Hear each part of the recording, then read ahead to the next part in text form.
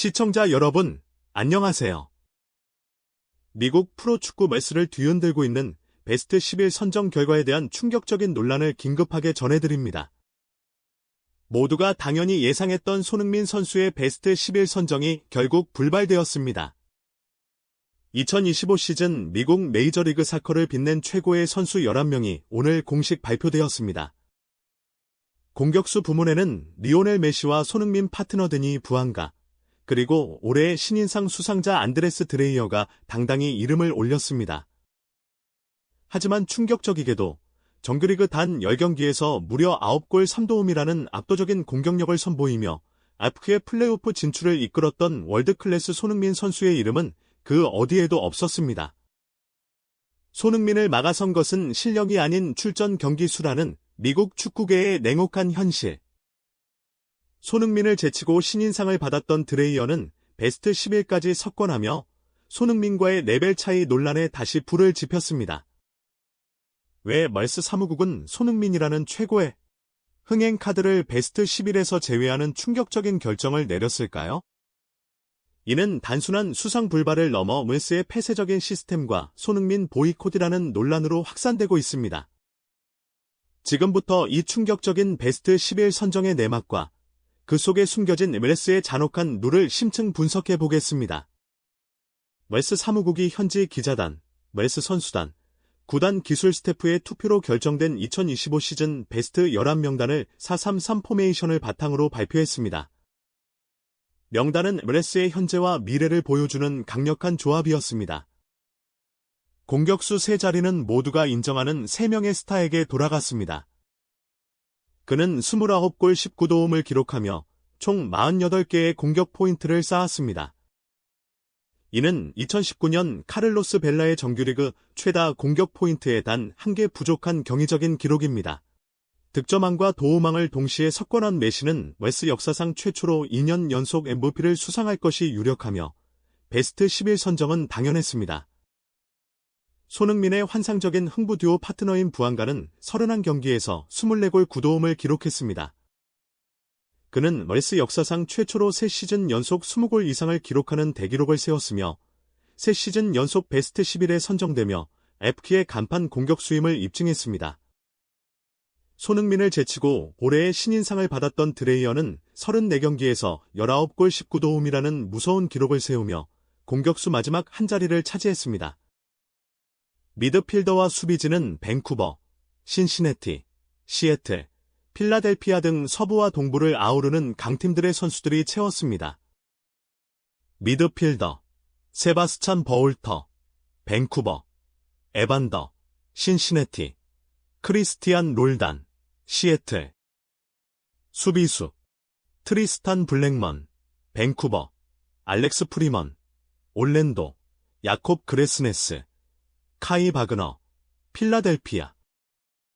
골키퍼, 데인 세인트 클레어, 미네소타.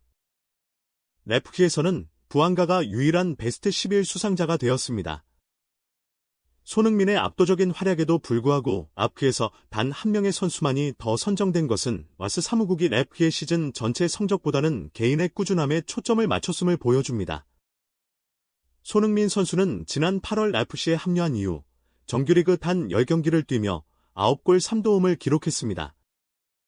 이는 경기당 1.2개의 공격 포인트를 기록한 것으로 MLS 전체를 통틀어 메시와 견줄 수 있는 가장 효율적이고 파괴적인 기록이었습니다. 하지만 베스트 11 선정의 결정적인 장벽은 바로 출전 경기 수였습니다. MLS의 베스트 11은 시즌 전체 활약을 놓고 투표인단이 평가합니다. 아무리 압도적인 임팩트를 보여줬어도 풀시즌을 소화한 앞선 3명의 공격수, 메시, 부앙가, 드레이어와 비교해 경기 출전 수나 공격 포인트 수가 절대적으로 부족했습니다. 메시는 비록 시즌 중반에 합류했지만 워낙 독보적인 기록과 누적 공격 포인트를 쌓았기에 논란의 여지 없이 선정되었습니다. 그러나 손흥민은 10경기라는 짧은 출전 기록 때문에 투표인단의 지지를 충분히 얻지 못한 것으로 분석됩니다. 이는 MLS가 새로운 스타의 유입보다는 리그 내부의 꾸준함과 충성도를 더 중요시하는 폐쇄적인 룰을 가지고 있음을 방증합니다.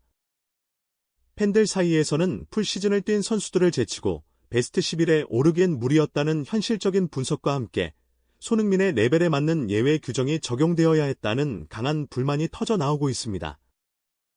신인상 수상에 이어 베스트 11까지 석권한 안드레스 드레이어는 다시 한번 손흥민과의 비교 대상에 올랐습니다. 압도적 지지.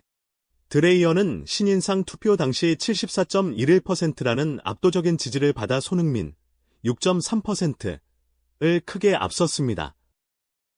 하지만 팬들은 정규리그 단 10경기에서 9골을 넣은 월드클래스 선수와 풀시즌 19골 선수가 동등하게 평가받는 것은 웨스의 위상에 흠집을 낸다며 웨스의 투표 시스템의 문제점을 지적하고 있습니다. 손흥민의 짧고 굵은 활약이 신인의 범주로 묶여 평가받는 것 자체가 불합리하다는 주장입니다. 손흥민과 드니 부안가는 라이프시 공격진을 이끌며 흥부 듀오라는 애칭을 얻을 정도로 환상적인 호흡을 자랑했습니다. 특히 부안가는 손흥민 합류 이후 웰스 최고의 공격 듀오로 불리며 맹활약했습니다.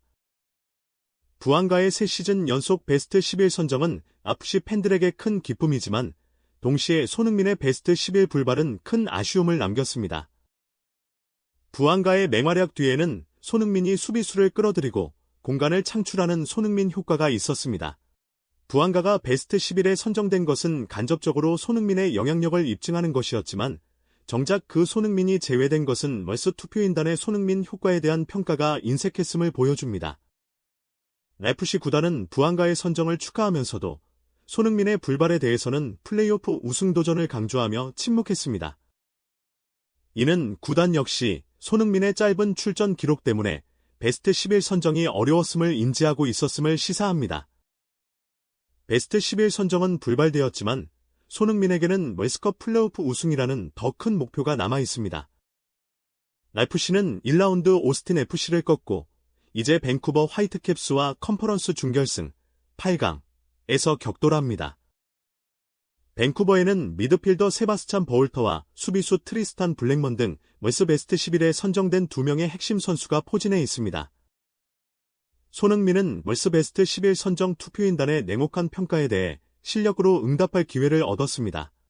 플레이오프에서 메시의 인터 마이애미와 결승전에서 맞붙어 우승을 차지하는 것이 웰스의 모든 논란을 종식시킬 수 있는 가장 확실한 복수가 될 것입니다. 손흥민 선수의 웰스 베스트 11 불발은 풀시즌 룰이라는 웰스의 냉혹한 현실이 낳은 결과였습니다. 이는 손흥민 선수의 실력이나 영향력에 대한 의문이 아니라 웰스라는 리그 시스템 자체의 한계를 보여주는 사건이었습니다.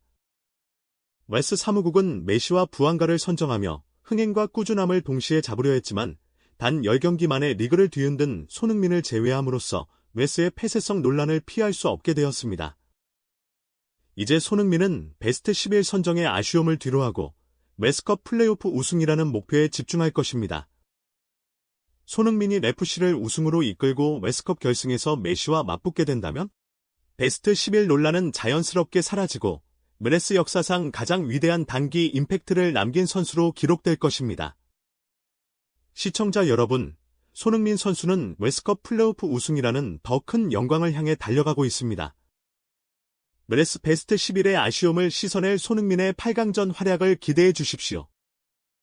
오늘 영상이 흥미로우셨다면 구독과 좋아요, 그리고 알림 설정을 꼭 부탁드립니다. 저희는 웰스 플레이오프의 모든 순간을 가장 빠르고 깊이 있게 전해드리겠습니다. 시청해주셔서 감사합니다.